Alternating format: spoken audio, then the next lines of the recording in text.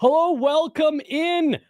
I'm not Liv Moods. I'm Jesse Montano. This is an episode of Guerrilla Sports Off Field. I'll be joined by Nate Jackson in just a moment, but I wanted to remind you guys about our great friends over at Trusted American Mortgage. Trusted Americans, salary-based mortgage consultants, want to help you lower your interest rate and get a better monthly payment. Go to trustedamerican.com right now. See how much money they can help you save today. Hello and welcome in. Please do not leave your luggage unattended on the station.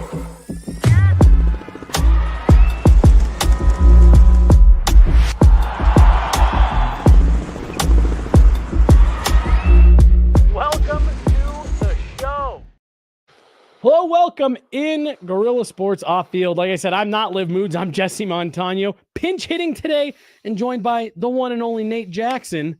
Nate, thanks for letting me hang out today. Dude, super happy to hang out with you and also really honored to be sitting with the guy that voiced the intro. A lot of people don't know that. If you watch our show a lot, you hear welcome to the show, and you're the guy who says welcome to the show. Welcome to the show, everybody. Oh, man. And I don't know if the other talent knows that or if they're listening, but I care. I listen to that stuff, Jesse. And I know you care. Yeah. And that's why when you said, Jesse, I need someone to do the show with me, I was like, you know what, Nate? I'm your guy. Because I know you care. It's the little things. It's the little that things matter in life. Yeah, and I appreciate you. But we got Combine Week. Yeah. BK is out at the Combine. Yes. So stuff is really kind of starting today in terms of interviews. Sean Payton will talk later today. I believe George Payton as well. Yep, George and Sean. George and Peyton Sean. and Peyton. Too many Paytons. You and I have had And then this there's Peyton Manning as a triangle of Peytons in this country, or in this city. Well, hey, maybe in this country. In this city. And Sean Payton says there's only room for one Peyton here. I'm the Peyton. Are they all spelled different? They're all spelled differently, which is pretty unusual. Sean Payton, the head coach, Payton. George Payton, the general manager, Paton. And you would think it would be Patton or Patton or something, but that's also pronounced Peyton. And then, of course, there's Peyton Manning. Right. You know, Peyton. So Peyton, and Peyton. It's like a law group. And I think I've misspelled each one of them every time I try to write it out. Well, I think I always mix them up. And hey, you're not alone. That's all right. What am I supposed to do? Yeah, you're a hockey guy anyway. Record the intro and get the Peytons There's right. only so many things you can do, Jesse. Right. You know, my time's limited. We are going to get into the Combine and talk a little bit about what's going on this week. What are these draft hopefuls? What can they expect? What can we glean out of what we see? And then, I don't know, Nate, we can maybe get into a little bit of a couple players that we're maybe keeping an eye on. Yeah. Where you, if there's a player that you are high on, whether it be for the Broncos or any of these other teams, what are you looking for, and what are things that set these players apart this week? We're going to talk about all of it. First, I got to bring this up because you and I talk about being injured and hurt and stuff all the time. Yeah. This is me being a weenie. Bro, I hurt my wrist this week. I don't know doing what. What? I'm 32 and my wrist just hurts. And this is what I fear. You spend a little bit too much time looking at your phone and working the other hand? Or? I don't even know. I was on my computer the other day building a spreadsheet, the most adult thing you can do on a computer. And I was like, oh, this is starting to hurt a little bit. And now carpal tunnel, huh? Now it just fucking hurts. And I'm starting to feel like this is what I've heard about for years. I'm 32 of things just starting to hurt. It is true. I'm 45, and I think that like the age thing does matter, but it's also how you treat your body. It matters how you respond to injury. And, your wrist hurts maybe because the action, like you're not challenging the range of motion enough on your wrist, so that when you do have a weird couple hours or a day when you're spent like that, then it starts to hurt more. Whereas if you were to stretch it out more, maybe do yoga, things like that, you might not be hurting right now. I was on my way here. Okay, I was in the carpool lane. Okay. And traffic got stopped in a tunnel, and then I got sick to my stomach, and I called my doctor, and my doctor was like, "Yeah, you got carpal tunnel syndrome." Hey, come on, guys. You teed me up for that one. It took me a second. Carpal tunnel. I was like, wait a minute. Your stomach's hurting, so you just called your doctor? No, all right, I didn't. I got That's there. my carpal tunnel. We landed the plane. The carpool tunnel. Yeah. Let's kick this show off. Let's talk about what's going on this week out at The NFL, is it the draft combine or is it just the combine? It's just the NFL combine because some of these guys won't get drafted. And it's a little confusing because the NFL offseason is a cottage industry in and of itself. It didn't always used to be that way. But the moment the Super Bowl ends, the offseason content schedule starts, right? And that's part of what we're seeing here. I mean, this is going to be nationally televised this week. Yeah. It's going to be leading stories on, Sports Center and all those things, even though basketball's in full swing, hockey's in full swing. You're still going to be having people pay attention to these young prospects who are standing in their underwear up on a stage and having scouts write notes about them or having medical evaluations and doing all the stuff that they're doing. But immediately when a college player season ends, if he is a prospect, he starts preparing for this moment. And so there's a lot that goes into it. And when I say it's a cottage industry, these guys, if they're prospects, they sign with an agent. And then in a lot of cases, they stop going to school. They go to a different city and start training for this week. Interesting. To be able to master these tests that we're about to talk about. Because this isn't football.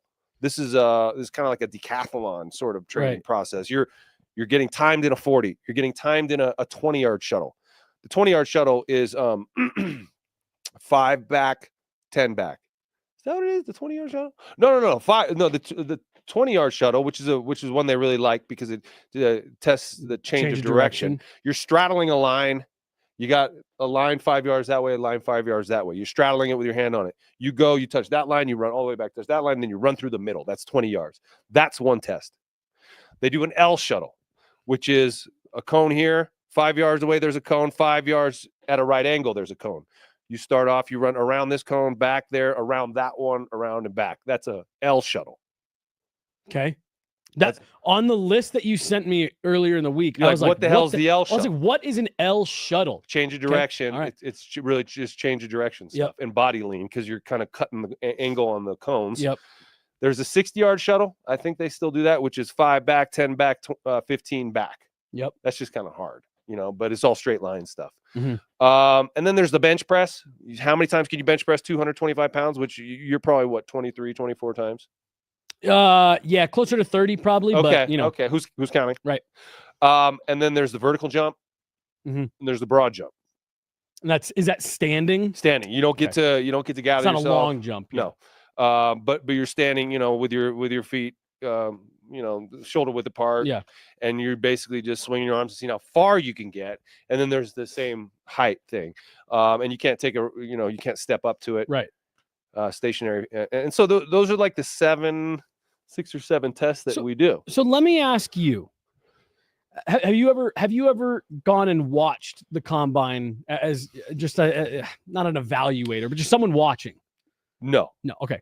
But I mean, you've watched it. I guess you haven't. Yeah. I mean, I've seen it on TV. I've never been there. And these same tests will happen at pro days as well. So, Interesting. Whereas all these players, there's like 260 get invited to the combine. So not all the players who end up getting drafted are going to be there. And some of the players who are there won't get drafted. But for the most part, I'd imagine 70, 80% of these guys are going to get drafted. But there's some guys who get snubbed. Shiloh Sanders didn't get invited to the draft. He thinks he should be there. Interesting. He is 25 years old. Yeah. Shiloh's 25. That's like I did not 7th year senior or whatever he was. But COVID eligibility? I think COVID eligibility and the transfer. But that's pretty old. You know what I mean? And so we'll see what Shiloh's prospects are.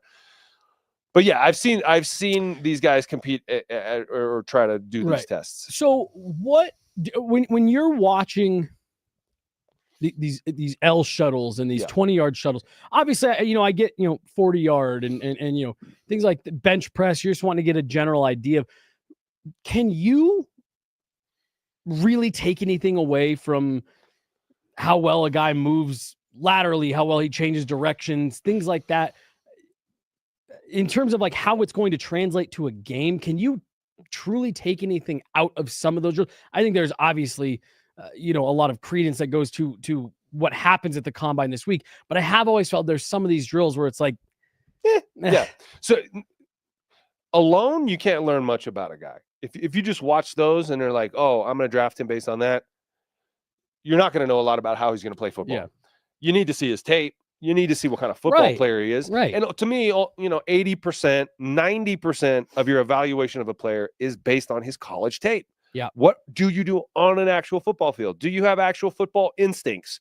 Do you react to what's in front of you? Because a lot of guys who will test very well actually are slow reactors on the football field, right? Because they don't really know what's going on. They don't see it. They don't have instincts. And so though they might test through the roof, you get them out on the football field and they're actually a step slow because they can't recognize things because they're not students of the game or don't understand the game well enough, but they're physical specimens. And they spent the last 4 months turning into killers who can ace these tests, and they go there and they impress some folks.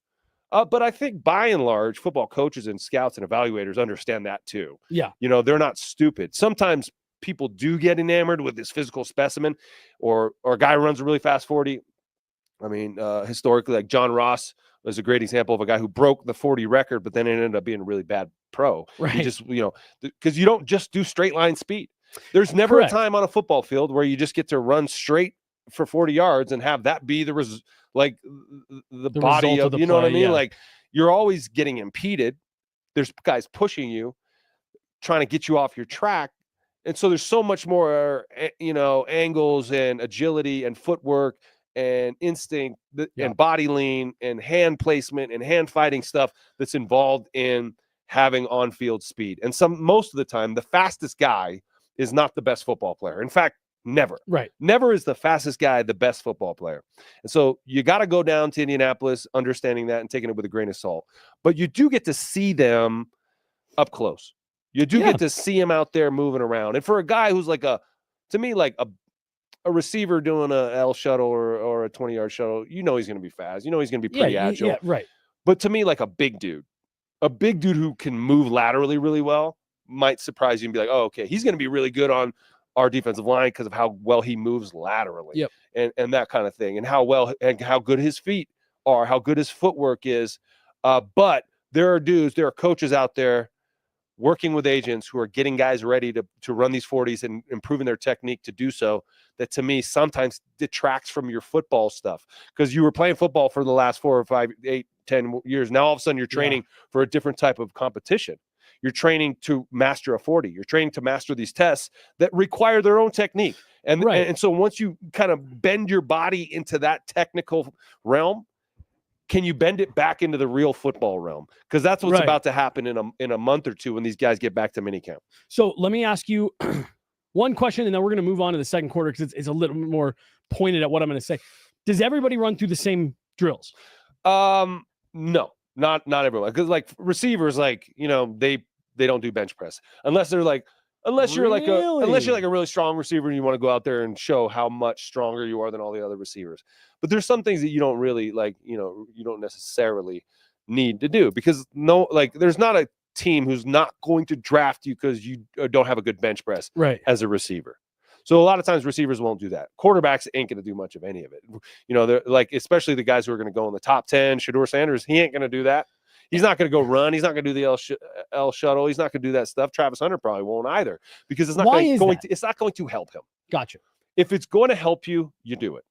If it can only hurt you, you don't. You know what I mean? And so the body of work and the buzz around, I mean, Travis Hunter's a Heisman winner. Shedeur Sanders is, going to be a top quarterback chosen. You don't have to go prove that you can run a fast 40 or bench press or jump high. Everyone already knows you're awesome. Mm-hmm. Now, if you're a projected 3rd, 4th, 5th round guy, smaller school guy who's trying to make a name for himself, then it does behoove you to go there and do all the tests if you think you're going to do well on it. Yeah. So let's get into this. Talking a little bit more about that, what guys are going out there and doing specifically by position. Yeah. So second quarter, position drills. Okay. Position drills are different from the boilerplate 40-yard dash, L shuttle, 20-yard shuttle thing that everybody does. And it's more specific to actually what happens on a football field, right? So you're going to get all the defensive linemen together doing some reaction drills, or some quick blocking drills, or hand placement or hand fighting stuff, or, with a bag that they're hitting. And you got a coach or a trainer from one of these teams who's getting everybody up, or a position coach who's leading them through these drills. Offensive linemen are going to do drops and, little hand placement stuff. You don't want to get hurt at something like this. And so that's the worst thing, so they're not going to make you do drills that are going to be ultra dangerous. Probably not a lot of contact in it. So it's mostly footwork stuff. But it's kind of stuff where, these coaches like to see, and it's stuff that you do at football practice to start off a practice, position-specific drills.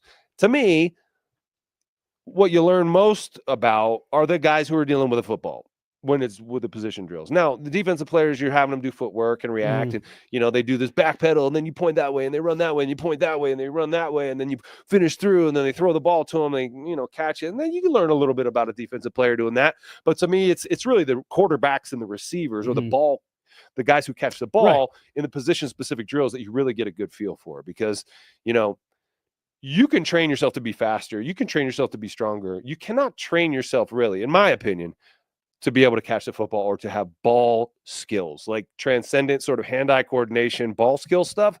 You either got it or you don't. And some guys just don't have it. Now, that doesn't mean they're not going to be really good players. Terrell Owens, who was one of the best receivers of all time, I played, briefly with him in San Francisco. His hands weren't that good. He didn't have like super smooth hands, but he found a way to catch most of the passes, and he was just physically such a great specimen, and so hard to tackle, and so hard to guard, and so hard to jam, and he was such a freak that he was going to figure it out, and be open and make the play. But his hands weren't super smooth, and so up close and personal. That's so interesting. Yeah, that's so interesting. And like not every receiver has great hands. Yeah. Courtland Sutton's hands and I say this, fully knowing that Courtland Sutton has made some crazy, spectacular circus catches that not everybody can make. But the consistency with just plucking the ball out of the sky wherever it is, Courtland's not that guy either. So everybody has different skill sets that they bring, and some guys have amazing hands, just are too slow, and they'll go to the combine and they'll just run a slow 40, and guys will be like, nah, you're not fast enough. Yeah. Whereas you give them a chance on a football field, they might be like Anquan Bolden, who was a receiver for the Cardinals for years, famously ran a 4.6 40, and which is not that fast for a receiver in the NFL, but he's one of the best, receivers that the NFL has seen because of his body placement, how good his hands were, his ability to judge the ball in the air, wedge himself between the defender and the ball. And so even though there's nobody defending these guys during their position drills, they are able to show the fluidity and the smoothness with which they catch the ball. And you cannot fake that. Some guys that kind of have brick hands, the ball jumps on them. Yep. Some guys just really smoothly are able to catch that ball. And then, conversely, the quarterbacks that are going to get to throw. That's kind of to me, something that you're really going to get some value on, seeing quarterbacks throw the ball. And so, all right, so I've got two questions here. One, are any of these drills being run with defenders? No. I don't love that. I feel like I'd rather, even if it's just one-on-one, you don't have to go super hard. But like you said, see how they, position their body with. Well, the problem is you can't go one-on-one and not go super hard. There's no such thing. If even as a defender, like really, even if like, and I'm asking because the defender's ethos is to lock you down. Yeah. You're going to tell me to go one-on-one and just kind of not go hard and kind of let you catch it. Yeah. Well, that looks bad on me, right? Because everyone who's there is trying to make an impression. And right? I guess in my head, it's like have someone there who can kind of faux defend. But my other question is, so and this is a part that I just don't get, and because I understand what you're saying earlier about like, running some of those drills that wouldn't necessarily help you, but why wouldn't Shedeur Sanders want to throw this week? Yeah, I mean, if you're the consensus number one or number two, do you really want to go there and get in a drill with some guys from a small school who end up throwing better footballs than you? Like, that's a danger, right? And probably, and also there's also this, like, you're throwing to guys who you don't know. And so there's a connection between a quarterback and a receiver that comes from just repetition and knowing each other and playing together. And it makes it look easy when if me and my college quarterback were to go out and throw it around right now, we'd still be on the same page. It would look really smooth. Whereas me and, someone I've never played catch with, it wouldn't look quite as smooth because we know each other so well. So Shedeur knows all his receivers really, really well. Mm-hmm. So he'd rather throw at pro day in front of the scouts to his guys because he knows their tendencies. He knows where they like to come out of the breaks. He knows where they like to catch the football, and vice versa. They know how to catch his passes because a quarterback's ball has a personality to it. And so not all quarterbacks' balls are easy to catch. You know, some of them, like the spin, the trajectory, the angle, some come harder than others, some don't. And so it's not like, yeah, no, I got you. You know what I'm saying? So there's a lot of factors. There's a nuance to it. There's a lot of factors. So he has more to lose than he has to gain. And I think that's what you look at. You know, Shedeur is already the consensus number 1 or number 2 quarterback going to get taken. Why go, you know, possibly screw that up by going and having a bad throwing session around some other quarterbacks or having receivers you're not on the same page with? You get frustrated, and it's just you walk away feeling like crap. So this brings us to halftime, because I think this is a great time to do a little bit of compare and contrast here. As you know, if you followed my work, I covered the NHL regularly, and they do a combine as well, but it's very different from a lot of what you're describing. There is still a lot of the physical testing. They do the vertical, they do the broad jump, they do the bench press, they do pull-ups. And then pull-ups. You have to get your chin over it. It's like, how many consecutively can you do? I know, but like what? Yes, you gotta get your chin clear. And I believe it's you've got to. Oh, dude, my goatee looks like a butterfly, dude, from underneath. It does. Your goatee does look like a butterfly from underneath. Fly away. That's funny. So yes, you got to get your chin clear. And it's how many can you do? I'll come back to that in a second. Yeah. There is no on-ice portion for anybody. Oh. It is purely physical testing, and then the interviews and stuff like that, which we're going to get into later in the show. There's one test that it's a bike test. It's a stationary bike sprinting test. That is kind of like the big, you know, you have to sprint for a certain amount of time and all that. And that's always when you see the videos of players. Those shifts out there, how long? A minute or two, right? Yeah, it's about a minute. So you got to be able to sprint for a minute? Mm-hmm. As hard as you can. And I don't know the exact time on what the bike is, but I mean, you know, it looks intense. But no, the thing that kills me about the combine, though, so the pull-ups. Are they underhand? Are they chin ups? I believe they are overhand. Overhand, yeah. And then there's a grip strength test as well. Cool. It almost never makes a difference. Every now and then you'll get a player who will show up to the combine who cannot do a pull-up. Casey Middlestat now plays for the Colorado Avalanche. Professional athlete can't do a pull-up. The year he was drafted by Buffalo. He couldn't do a pull-up at the combine, and it didn't affect his draft stock at all. And so I just find all this stuff interesting. So that's my question to you. There is almost nothing that can happen at the NHL combine that will truly affect a player's draft stock. I don't know. Maybe a defenseman measures in 2 inches shorter than he said he was. Maybe something like that would drop him a couple spots. Yeah. Does any of this stuff at the NFL combine this week truly affect draft stock? Yeah, it does. It definitely does. And the things we talked about, the actually on the field stuff, the tests, the 40s and that stuff, and then the position drills. Yeah, that could, but also the stuff we're going to get into in the second half is the big. It's probably bigger, you know, because the game tape will show you some of the stuff that you saw. But it won't show you the other things that we're going to talk about. I want to ask you something about the NHL though, really quick before we get on to the rest of the NFL combine stuff. The NHL is not as much about glamour and glitz as the NFL. Correct. They are not nationally televising the combine. Right. It's not a total cottage industry in and of itself. The NHL, is that kind of the ethos of the NHL? Like, is there a world in which the NHL tries to emulate the NFL model and commercialize more of their calendar years so they could maximize profit, bring more eyeballs, bring more media people to the game, and then actually increase revenues and make everyone rich? If you're asking me, yes, they should. I think there is a culture within the game of hockey that does not typically lend to that. It's a lot more guys don't want the spotlight. Yeah. You know, team. Hey, you know, don't single me out. Everyone here played a role. Yeah. Evidence of that. Sorry to interrupt you. No. Is there any single player in the NHL who's active on social media? Active players? Yes.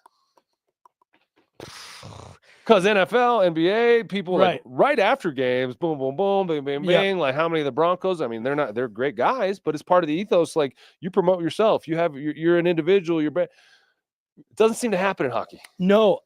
And you probably get made fun of in the locker room if you did that, right? If you were so the Avs actually have a segment where they go back through and they do it for like on media day with the players and they play it in arena and they post on social media where they go back through and they pull players' old tweets and they have other players read them and guess who sent it. And they all laugh and make fun of each other and all that. Not really. Paul Bissonnette, who now is on TNT and he's all over the place.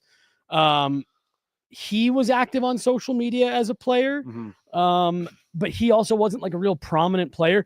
The one guy who might be changing that is actually Macklin Celebrini. He was the first overall pick in this last year's draft for the San Jose Sharks. He's from the Bay Area. San Ho. From the Bay Area. And, he's a young kid. He's 18 or maybe he's 19 at this point. And so he's from the Bay Area? Yeah. And he got drafted to the Sharks. Mm-hmm. Well, he not a lot of Bay Area he's hockey. He's Canadian, but he grew up in that area. Yeah. Well, I wonder where he played hockey. Yeah, I don't know. I could look it up, but he's got a strong social media presence, or he did before joining the league. It hasn't been as much, but no, not really. Yeah. Now that you've asked that, and I sat here and kind of dug through my Rolodex, there's a couple guys who are into like high fashion that'll be a little bit more active, but not really. Yeah. Just the difference in the leagues, and I guess the ethos of it. Right? Yeah. Even though football is a team sport, it is about the guy next to you and doing it for him. And ideally, it's not about who gets the credit, but the NFL has turned into quite a commercial juggernaut, and it's totally just like everything, including the draft, including the combine, is fodder for national television. The broader conversation. You've got to go to the NHL combine to see it. Yeah. Cool. Yeah. All right. Second half kicking off. Let's get into what you said really does have the big impact on where these guys are going to be drafted, what teams are looking for this week, so that if you're a Broncos fan, you've got your idea of what players they should be taking, what players they should be looking at. Well, this is stuff that you're going to want to pay attention to, right? So the medical evaluations. I'm assuming that this is at baseline. Easiest way to describe it is, hey, we're wanting to make sure that you're healthy enough that if we draft you, you're going to be good to go. Just 6 months from now, or maybe even less than that, when we want to see you on the field for the first time. Yeah, this is the prospects that are coming out of the draft, or are going to come out of the draft in a month or two. They've never been in better shape than they are right now. Even though they just got done playing a college career and they've been playing football for however long, they're not going to be in better shape in the next 10 years than they are right now, because they've been training and taking care of their body, and they got nutritionists, and they like I said, they have foregone their last semester of school to go and get ready for this, and they're just doing everything right to maximize this opportunity. Let me interrupt you really fast. Yeah. Do they finish school online, or do they? They don't finish school. Wow. They don't get their diplomas. Wow. They go crazy. through their entire lives going to school, and they step away from college, steps away from the finish line to go prepare for this career opportunity. Which is why, in my opinion, the combine shouldn't exist. I don't think they should have the combine anymore, because it sets these guys up for fucking failure later. Yeah. I mean, like, just to be blunt about it, the money they make in the NFL, most of these guys, is going to go away relatively soon after they finish playing. Mm-hmm. They're not going to be millionaires for the rest of their life. 2.8 years is the average career. Okay. So in under 3 years, you're going to make a couple of $1 million. You tax half of that, and you step out into the real world with, let's call it $1 million. Let's call it $1 million. How long does $1 million last in the real world without a job, or without job prospects, or without a diploma? Maybe 6 years, 7 years. If you're extremely good with your money. Right. But probably within 5 years or so, these guys, myself included, are going to go through the money they made in the NFL. So what are you going to do after that? Mm-hmm. And to me, this period of time doesn't set them up well for that question. Right. Because they don't get to finish their diploma. They decide that football is the only thing that matters. And so they go prepare for this opportunity. Now, That said, they're in really, really good shape right now, but they do have some injuries from college, maybe some they're trying to hide, maybe some they don't want people to know about. Yep. I was that way. Really? Oh yeah. I mean, in two instances. One, I didn't go. Didn't get invited to the combine, but I got invited to the East-West Shrine game, which was kind of like a mini combine in a way, because all the NFL scouts are there. It's a week that you're in this location and everybody's together, and you do the same kind of. We didn't do like the testing, the 40s and stuff, but we did the team interviews, and we did, and we got up on a stage and got weighed and measured. Yeah. In our underwear. It was very odd. How long are you up on the stage in your underwear? You walk up one at a time, step onto a scale. You're like, Jesse Montano, wide receiver. Where'd you go to school? I didn't go to school. Oh, I went to media school. Okay, what college did you go to? I went to Colorado Media School. Yeah, Jesse Montano, wide receiver, Colorado Media School. And then you step on the scale and he goes, how much do you weigh? Ooh, geez. I don't know. Right. 184 pounds. Then you step. I hope not. And so is that big? Yeah, I'm about 162 pounds. Is that better? Perfect. And then everybody who's in the audience, scouts with clipboards, write that down. And then you step, you know, they 5'11.5". Yeah, absolutely. Then 5'11.5". They measure your hand from pinky to thumb. And then they make you walk to the end of the stage. Wait. I you know what? Actually, I apologize. Measuring your hand size does make sense. For 1 second, I was like, what? Yeah. That makes perfect sense. Especially for quarterbacks. Yep. And it becomes a talking point, right? I moved through my own outrage in my head immediately. Like Kenny Pickett had like baby hands, and that like sort of affected his draft status or the way people thought. But then Joe Burrow had small hands, and then people were like, is he going to be able to hold on to the ball? He certainly has been able to hold on to the ball. And so, but then after they do the weight and the measurement stuff, we had to walk to the end of the stage. I was in my underwear and stand at the end of the stage just looking out on the audience for 30 seconds and then turn around and show them my ass and stay in the same spot for 30 seconds before walking off the stage. It was very weird. So you're up there for a minute doing nothing. Yeah, just having eyeballs on you to see your body and things like that. That's awkward as hell. So anyway, 2 days before that, I pulled my hamstring on my own training with my coach, trying to get ready for this week.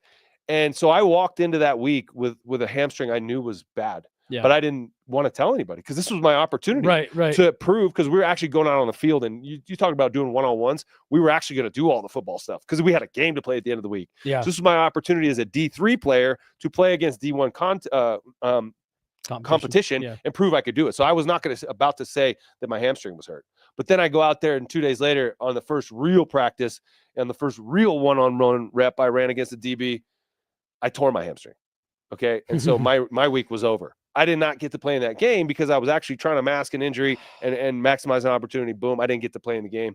I thought my career was dead in the water because of that. I was able to rehab the hamstring and get it good enough to get signed to the 49ers, and it was fine after that. But then when I got to the 49ers, from a shoulder injury I had in college that was dislocated and not fixed, they found that one in the physical. And so I had to sign a waiver for my injured shoulder going into what was my rookie season, meaning if I hurt that shoulder again, they can cut me while I'm hurt, which they can't do if you have another injury. Gotcha. That they didn't detect ahead of time. Right. So they're trying to figure out what injuries you already have, and is it worth the risk to hire you if you already have those injuries. Right. And so those medical evaluations that they're going through are pretty intense.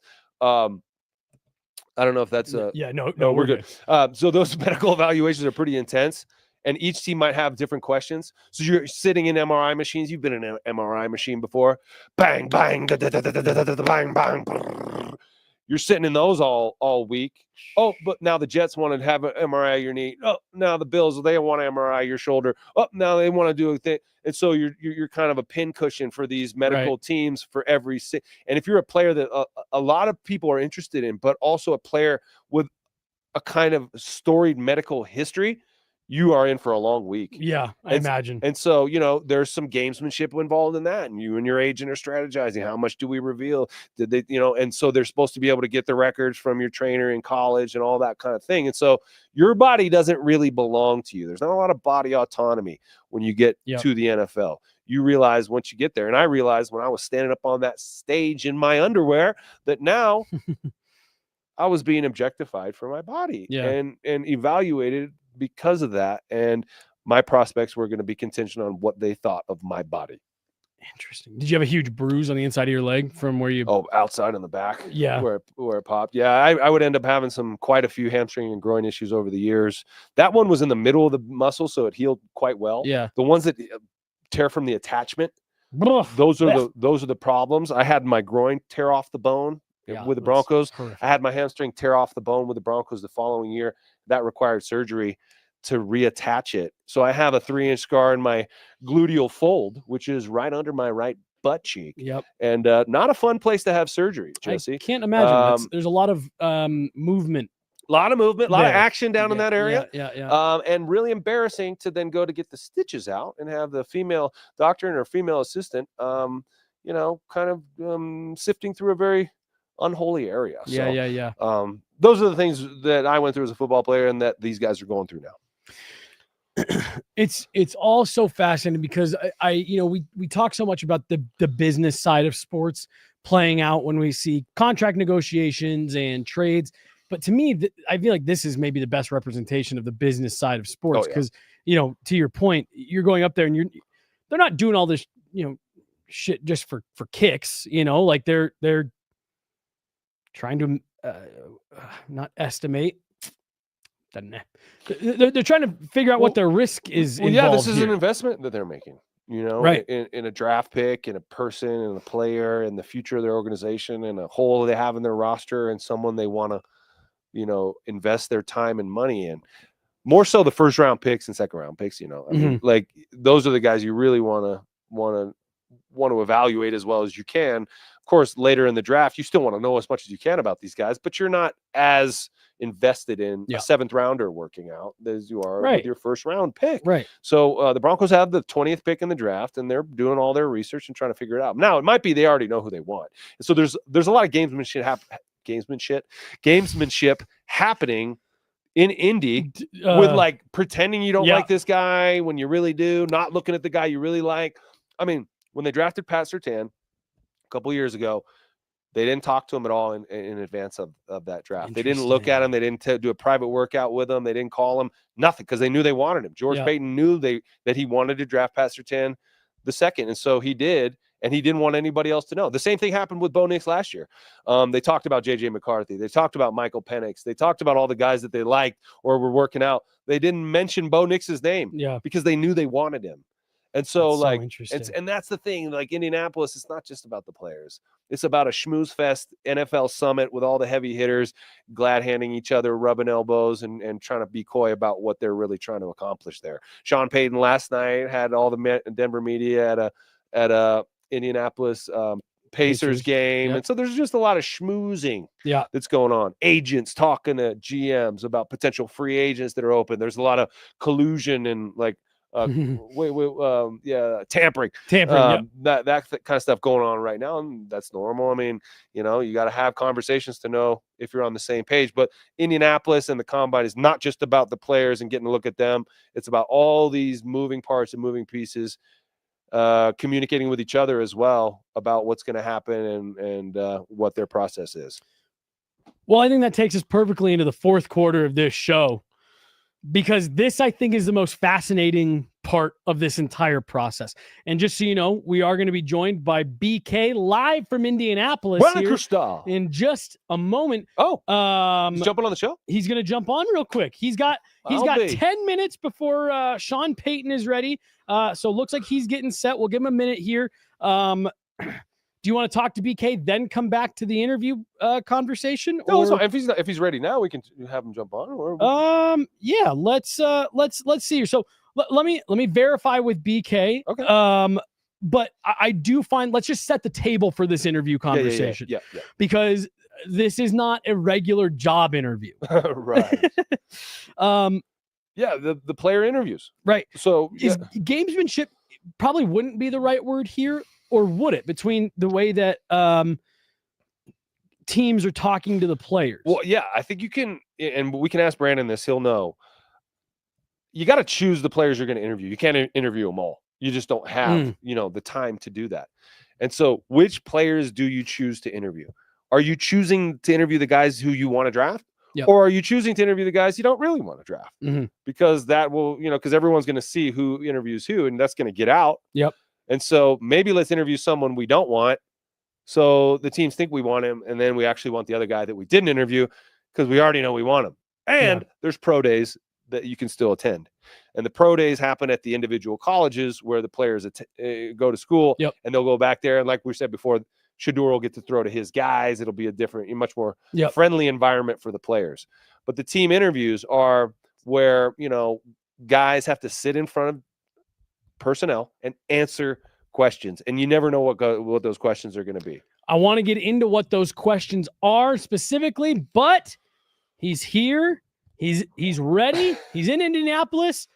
Our very own Brandon Cristal out at the Combine. BK, what's going on out there?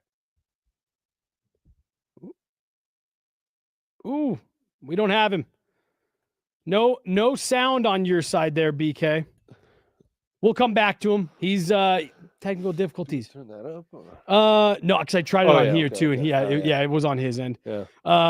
We'll get it figured out. We'll bring BK right back in. But like you said, these are not typical questions. These are questions that are maybe even meant to make people uncomfortable. Oh yeah. I mean, there's instances of a player whose mother has struggled with the legal issues and substance issues, being asked point blank, is your mother a prostitute? Jeez. How do you handle that? Right. Like, okay.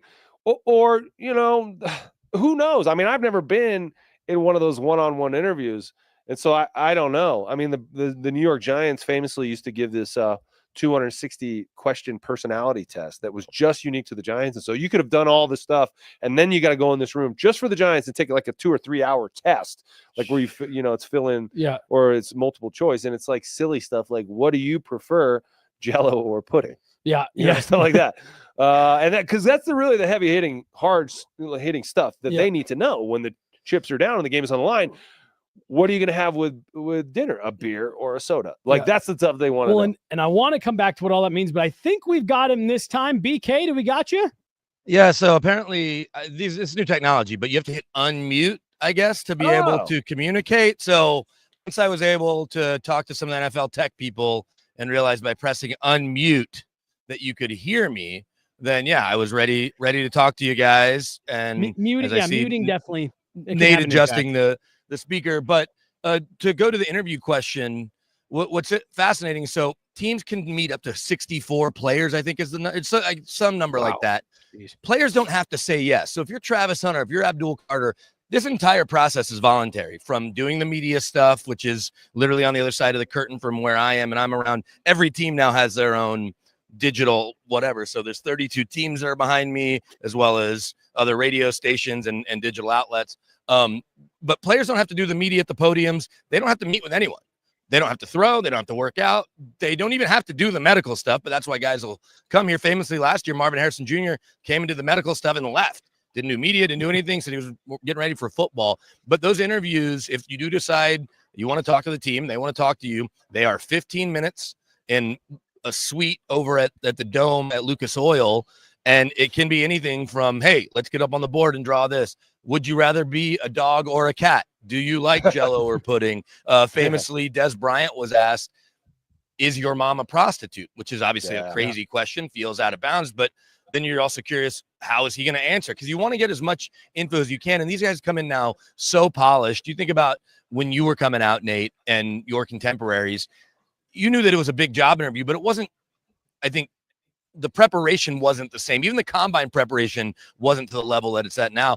I was with some friends of ours that work in the Denver media last night. We were walking from one hotel to the next. There's 5 prospects at midnight running 40s in the hallway, which is something you've seen around here forever. Swear to God, working on their starts, working on. It's crazy. Yeah, it's working on everything. But the job interview part, that they come in for the most part so polished that I'm not saying you can't gain anything from it, because every little piece of information adds to your list of whether we like a player or whether we don't. And so you have to continue to check each box, but you are going to get a lot more from a less formal setting, if you can get them into your building, even a Zoom, which has become something that teams have utilized post-pandemic as well, where they can do that an unlimited number of times versus you can only bring 30 guys into your building. And you guys are talking about misdirection. Sometimes you'll bring in guys because you want people to think you're drafting them so that they draft them, and then that's not necessarily somebody you want. But the interview here itself is just kind of a chance to get to know these guys a little bit. They also do something called the train station on the first night the players are here, where it's not the head coach typically, but like, and I mentioned it to Nate the other day, Shane Ray talked to Wade Phillips at that. That was his only interaction with the Broncos at all. And it's literally like speed dating, where Wade Phillips will be in line if he's a defensive coordinator. A cornerbacks coach might be behind, a personnel guy, and they're just trying to get in front of these kids for 2-3 minutes. Say hi, hey, I'm with the Browns. I really like your tape. We look forward to talking to you. Hey, I'm with the Jets. Whatever. So it's a wild few days for these kids. So in this show, we're doing each quarter is a different element of the combine, the 40, the L shuttle, those actual tests that you do, the position specific drills, the medical evaluations, and then of course the interviews that we're talking about now. Which one of those elements do you think is the most important, or at least the teams glean the most information from during this process? So most teams, I think smart teams in order, the medical kind of across the board, that goes without saying. The medical component is the most important part, if you will. They need to know, okay, there's a knee thing that wasn't on any of you. You've never on an injury report your entire time in high school or college, but you've got no cartilage in your knee or whatever. Famously, I think I mentioned this, Nate, but Alfred Williams, Big Al, who, of course, we all know in town. Big Al was going to go to the top 5, top 10 as Butkus Award winner, 2-time Big 8 Player of the Year. He finds out he has AFib, which is not typical for a 19-year-old. I hear Kareem Abdul-Jabbar on the radio talking about having AFib, but Kareem's in his 70s or whatever. And so Big Al finds that out of the combine, still runs his 40, but his head's spinning, has a terrible 40 time. And you got to imagine when or I guess at that point he's 21. You're 21 and you find out you have an AFib. That's going to mess with your head a little bit. And so the medical is number one. The interview / interaction with your groups and your, the other guys in your position group and this and that matters second. And then the workout, I think, is third. There are dumb teams that see a guy blow the doors off a workout and say, oh, well, we got to jump him up now. And that's often a mistake, I think.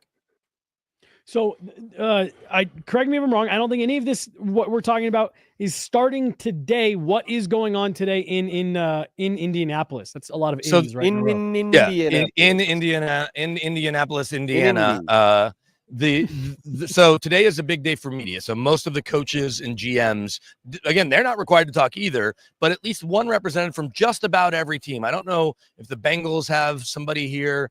And there's been years where like the Patriots never had a GM or a coach talk. Sean Payton never talked until he got to Denver, but he'll talk, then George Payton will talk. So the bulk of the GM coach interview, press conferences, and then there's a big circuit literally on the other side of our camera is CBS Sports and Pro Football Talk with Chris Sims and Mike Florio and Sirius XM and some of these bigger outlets. I think Pat McAfee's going to be here when the prospects get here later in the week for the interview. But prospects have been arriving since Sunday because they jump in on the medicals. They start meeting with teams as of last night because the workouts, the schedule has shifted, but the workouts are now during the day again, and the interviews are at night. For a while, they were doing the workouts at night and interviews during the day. That's weird. But so they've already started these interviews as of last night because Sean Payton was at the Nuggets game, but the rest of his staff were talking with players as part of these formal interviews. And then the players don't hit the field till Thursday. They will start talking tomorrow, which is Wednesday. So we'll get mostly, I think, linemen tomorrow and maybe linebackers. Travis Hunter will talk with cornerbacks on Thursday and maybe some other skill players I can't think of. And then Friday is wide receivers and quarterbacks. And then Saturday is offensive line and maybe tight ends.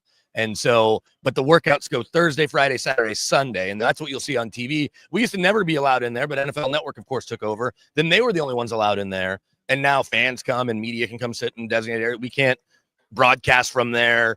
We can't even shoot video and put it out on, say, our accounts, the Gorilla accounts or whatever, but we can now attend since fans can attend. It's silly to not let media go, but fans can go. So that starts Thursday.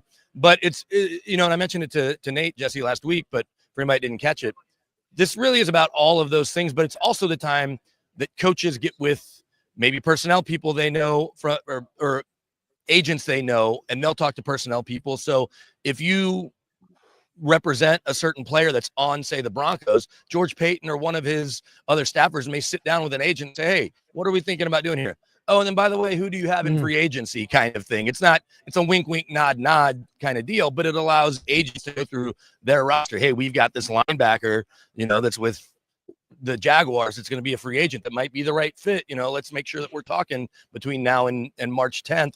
When the tampering period opens. So you have kind of all these things going on at the same time, and that makes it pretty fascinating. And you have coaches trying to get jobs with other teams or coaches trying to fill out parts of their staff. Sean Payton still has a couple of holes on his staff from guys that have left and gone other places. So he has to have meetings with guys that are lower level with other teams, perhaps, or college guys or people that have been out of the game for a little bit that might come join his staff now.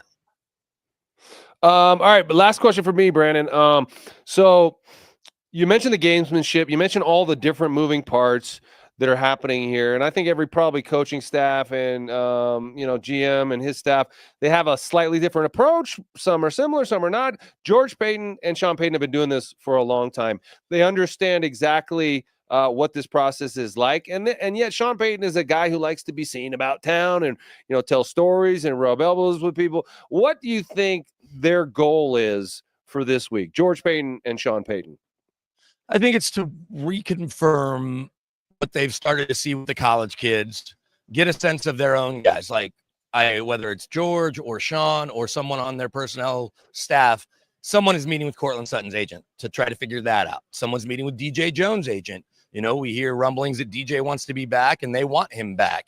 And then I think there'll be conversations with the top linebackers and maybe some of the top safeties, their agents. And it's hard to keep track, but guys like Nick Bolton, Zach Bond, who was a pick of the Saints in Sean's next to last year in 2020, who's become obviously a star player with the Eagles. Can the Eagles afford to keep him? Do they want to spend money at that position? Maybe not. They're leveraged against the cap. So I think for Sean, it's and George, it's about getting a better handle on some of these college kids. What are they going to do at 20? Are there other players in range at 20 that you might trade back? If the guys you want, you're not going to be able to get, will you maybe go up? If there's somebody that you're eyeing in that, early to mid-teen round, range from 13 to 16. So, and we'll hear them say that. Darren Muji, former Nuggets assistant, Broncos assistant GM now with the Jets, he said the same thing that George has always said, that John Elway used to say, hey, we could stand pat, we could move up, or we could move back. Yes, that's what you could do. Those are your three options. But for the Broncos, and what a difference a year makes. And I think Sean, when he talks here in about 20 minutes, will say that. A year ago, they were trying to finalize exactly their plan with moving on for us and what that was going to look like financially, and then figuring out if they loved one of the 6 rookie quarterbacks and could draft them. And obviously they did with Bo Nix. So now that you have the rookie quarterback on a rookie salary, you've gotten past the bulk of the big cap hell. You still have $30 million in dead money with Russ, but the cap jumps. You have about $35 million to play with. You could go sign a free agent. And then next year they have 100 and something million, but they're just in a much better place. You don't have to worry about a new head coach. You're not looking for a GM. Ownership is not only solid, it's probably the best ownership in the NFL, certainly of the newer owners with all the resources. And you've got the young quarterback. So now it's about filling holes. And it's such a good place to be in because you're like, okay, we could use an upgrade here. We could use an upgrade here. We could use an upgrade there. Not if we don't get this, we have no chance. And that's what it is when you don't have a quarterback. He's Brandon Cristal. He was at Nuggets Pacers last night. He is heading over to Sean Payton right now to bring you guys everything from Indianapolis. Make sure you guys are staying dialed into everything BK is doing. We'll have it all on Guerrilla Sports as well. And BK, I'm sure we'll hear from you on Thursday as well. Keep it up. Enjoy yourself, and we'll talk to you soon. Thanks, guys. Go get him, BK. All right. Let's put a bow on the interview conversation because there's one thing I wanted to get to within all of that topic. By the way, I do think they should add a combine event to sit down with Brandon Cristal. And if you can do more words per minute than him, just see how, give him a score on that. These interviews aren't they don't care what your answers are. They don't care if you they want to see how you react. Yeah. And I imagine every team has a different approach to the interviews. Some are going to be football questions. Some are going to be life questions. lifestyle. What kind of guy are you? I mean, if you've gotten in some trouble in the past, they want to know if that trouble is going to follow you to the NFL, because there's some guys who it does. It follows them, right? Yep. Like, they've been it, like Aaron Hernandez, famously. Got in trouble in college, and it followed him to the NFL. Was involved in some shootings in college, maybe, or was around. It ended up being what he was doing in the NFL as well. Bro, not to completely derail this conversation, but I watched the documentary on him a few years ago. It's so sad because it's heartbreaking stuff. Because of how many people turned the other way at so many of those obvious red flags. Like I said, sorry, not to interrupt and derail the conversation, but it was a great example you pulled. Oh, thank you. And so, is there an Aaron Hernandez in this draft? I don't know. But there are some kids who maybe got in trouble smoking weed in college. Is marijuana going to be a problem in your life, son? Typically, I would say, most coaches understand that a lot of kids smoke weed. A lot of football players smoke weed. Football is violent. You run into each other full speed. That hurts. Sometimes you need medication. Some guys choose to smoke some weed. Some guys choose opioids. I would probably, if I were a coach, prefer the guy who smoked a little weed to the guy who was an opioid addict. Yeah. Or the guy who was a drinker. Or obviously you want your guys just clean as a whistle, not doing any of it. But at the same time, it's a very stressful environment. There's a lot of eyeballs on you. There's a lot of tension. You have to have thick skin. So whatever it takes for you to be on time every day, know the playbook, be accountable to your teammates, work your ass off, and be someone who executes our plan. I don't really care what you do when you go home, as long as you're not hurting anyone. Right. Or breaking any laws. Yeah. Right. And so these are questions you want to know. Like, what are you like? Like, what kind of worker are you like? What kind of studier? Are you a student of the game? Do you love football? That's a question you'll get from a lot of guys. Because do you love football? Or they'll be questioning intended to answer that without asking it directly. Because there's a lot of guys who have crazy physical talent, but don't give a fuck. Yeah. They don't care. Yeah. They're just here because look at me. Like, what else was I going to do? Yeah. I'm 6'5", 275 pounds, and I can run a 4.5.